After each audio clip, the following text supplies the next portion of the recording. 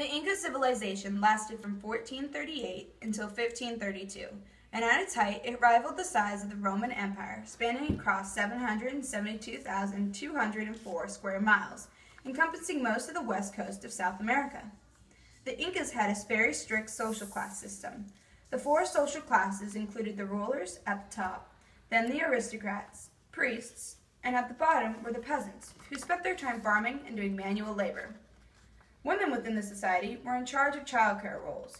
They worked on the fields and achieved special recognition for their skill in weaving cloth for religious and state use.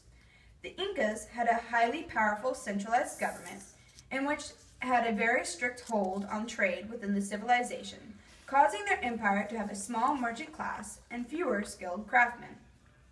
The ruler of the empire and his family had the statuses of gods. The religion within the society was of very high importance. The society believed in a polytheistic religion. Their main god was the sun god named Inca. This god was believed to be the ancestor of all the Incas. He was usually represented in human form, his face portrayed as a gold disc with rays and flames extending out of it. The Inca believed strongly in the afterlife. They took great care in embalming and mummifying the bodies of the dead before burial.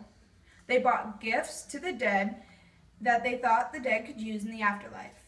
The Inca felt so strongly in the afterlife that when the emperor died, their body was mummified and left in their palace. They often kept some servants to watch over the dead emperor. For certain festivals, such as the Festival of the Dead emperors were paraded through the streets.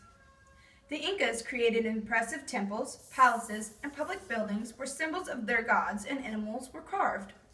The Incas used a system of writing called quimpus, which were knotted cords that were used to keep track of trade and important things. They were also advanced in brain surgery and performed operations on the skull at a much higher success rate. Where the Incas were settled had many advantages and disadvantages.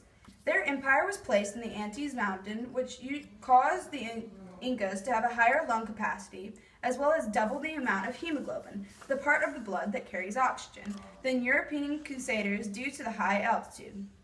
They were also situated in a very fertile part of the mountains, but the mountains were very hard to cultivate because of their steep sides, so the Incas built terraces into the mountainside. The mountains offered so much fertile land that to be able to cultivate the crops that grew there, the lower class, or the peasants, were required to do compulsory labor to the state.